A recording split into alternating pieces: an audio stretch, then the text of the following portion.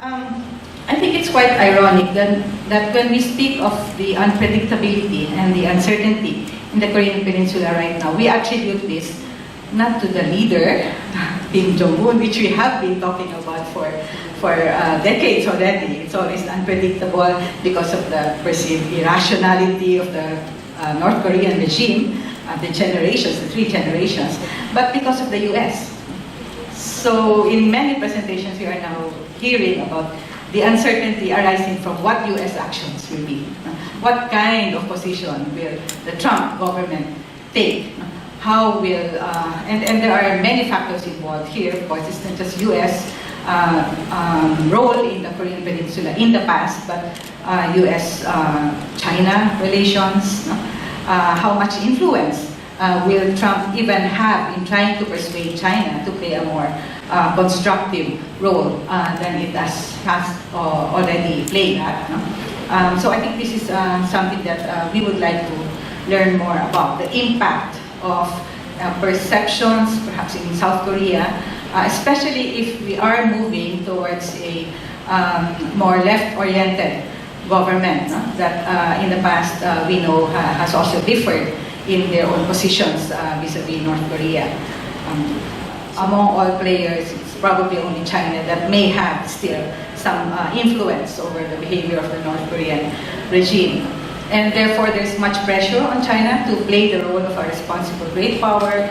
You know, China has long been, well, for maybe not so long, but in recent years, it has been saying that it's ready to be a provider of global public goods. And what more important global public good can China help provide the world right now than peace? And perhaps the flashpoint right now is on the Korean Peninsula.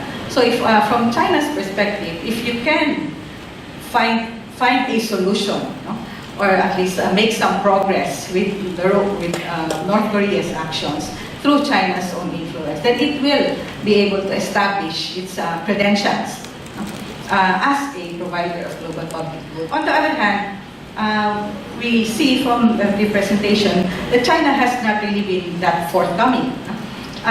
It goes through some motions, but there is much more. There's a sense that there is much more that China could be doing, but it's not. And that, for me, raises the question, does China really see it as in its interest to play this role, a soft landing instability?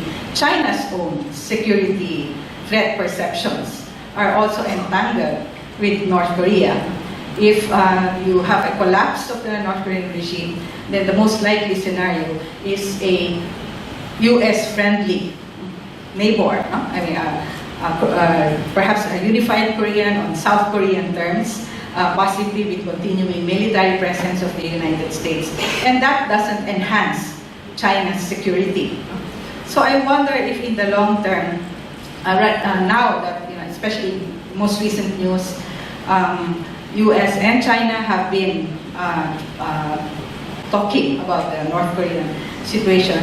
I wonder if what we need here is a grand bargain of some sorts, where the US will have to persuade China, not only through pressure or naming or shaming or whatnot, but by offering security guarantees that will also tie up with China's own security interests, terms for it.